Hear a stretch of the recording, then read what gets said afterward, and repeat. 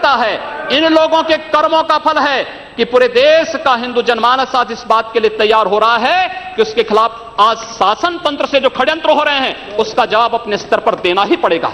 और आज वही स्थिति सामने आई है। महोदय, मैं पूछना चाहता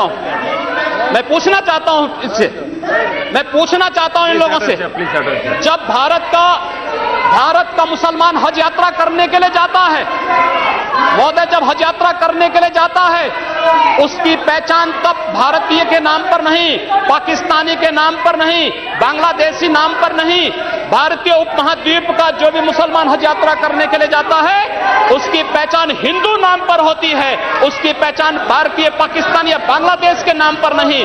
लेकिन अगर उसी हिंदू पहचान को हम इनके ऊपर यहां पर लागू करने का प्रयास करते हैं, इनको बुरा लगता है।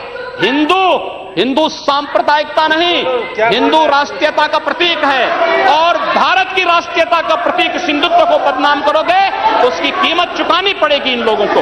और इसलिए महोदय, मैं आप सबके आपके माध्यम से एक बार कहना चाहता हूं, महोदय, एक बार गुरुदेव रविंद्रनाथ टैगोर ने कहा था, गुरुदेव रविंद्रनाथ टैगोर ने एक बात कही थी।